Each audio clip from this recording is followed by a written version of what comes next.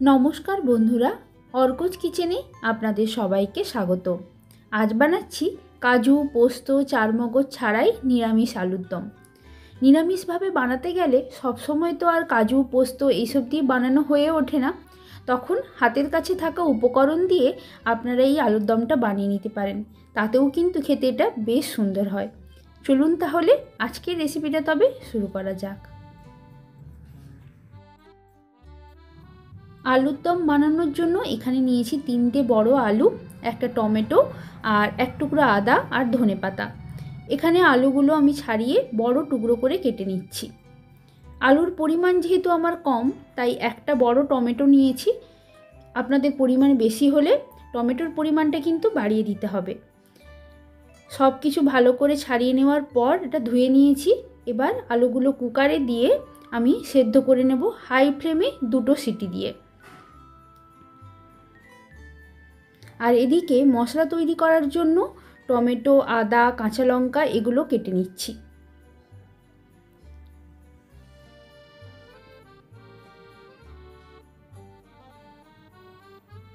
আর এখানে নিয়েছি ধনেপাতার ডাঁটি, এতে কিন্তু ফ্লেভারটা বেশ সুন্দর আসে। এবার এতে দিচ্ছি 2 চা চামচ গোটা ধনে আর 1 চা চামচ গোটা জিরে।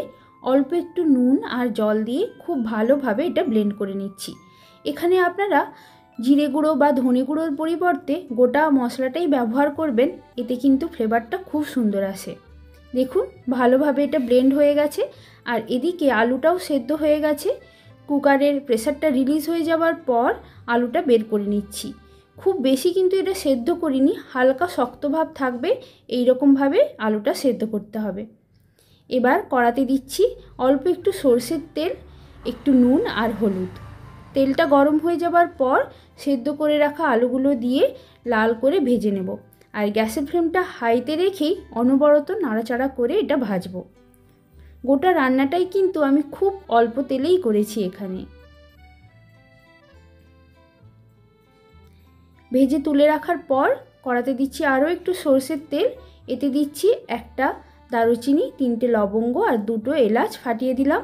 আর দিচ্ছি একটা তেজপাতা। এবার ফোড়ন থেকে সুন্দর গন্ধ বেরোলে বেটে রাখা মশলাটা এর মধ্যে দিয়ে দেব। দিয়ে কিছুক্ষণ নাড়াচাড়া করব। দিচ্ছি এতে 1 চা চামচ নুন। এবার দেব হাফ চা চামচ হলুদ গুঁড়ো আর 1.5 চা চামচ লঙ্কার গুঁড়ো। এবার গ্যাসের ফ্লেমটা মিডিয়ামে রেখে ভালো করে মশলাটা কষিয়ে নিচ্ছি। আর টমেটোর টকটাকে ব্যালেন্স করার জন্য দিচ্ছি অল্প একটু চিনি। মশলাটা এখানে প্রায় কষানো হয়ে গেছে, কিন্তু তাও আমি এখানে মিক্সি ধোয়া জল অল্প অল্প করে দিয়ে মশলাটা কষাতে থাকবো। যেহেতু খুব অল্প তেল ব্যবহার করেছি, তাই মশলাটা কিন্তু এখানে খুব ভালো করে কষাতে হবে। এবার ভেজে রাখা আলু আর অল্প একটু কড়াইশুঁটি দিয়ে ঢাকা দিয়ে কিছুক্ষণ এটা কষিয়ে নিচ্ছি।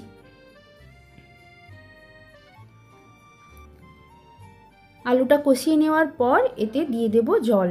জলের পরিমাণটা আমি বেশি দিচ্ছি, কারণ আলুটা তো পুরো সেদ্ধ হয়নি, হালকা সেদ্ধ হতে বাকি আছে, সেটা এর মধ্যেই সেদ্ধ হয়ে যাবে। গ্যাসের ফ্লেমটা এখানে মিডিয়ামে রেখেছি। দেখুন এখানে আলুটা কিন্তু সেদ্ধ হয়ে গেছে। জলটাকে আরও কমিয়ে নেওয়ার জন্য এবার গ্যাসের ফ্লেম হাইতে রেখে কিছুক্ষণ ফুটিয়ে নিলাম। এখানে আলুর দম প্রায় তৈরি। ঝোলটাকে ঘন করার জন্য এখানে একটু আলু আমি খুন্তি দিয়ে ভেঙে দিলাম। আর নুনটা একটু কম লাগলো, তাই অল্প একটু নুন দিয়ে আরও একটু ফুটিয়ে নিলাম। এবার ওপর থেকে ধনেপাতা দিয়ে গ্যাসের ফ্লেম বন্ধ করে ঢাকা দিয়ে রেস্টে কিছুক্ষণ রেখে দিলাম। আর এই আলুর দম আমি সার্ভ করেছিলাম কড়াইশুঁটির কচুরির সাথে। খেতে কিন্তু খুব সুন্দর হয়েছিল। আপনারা এই অল্প মশলায় বাড়িতে খুব অল্প তেল দিয়ে এই আলুর দমটা বানিয়ে নিতে পারেন। রুটি, পরোটা, লুচি সব কিছুর সাথেই কিন্তু এটা বেশ ভালো লাগে। আশা করছি আজকের ভিডিওটা আপনাদের ভালো লেগেছে।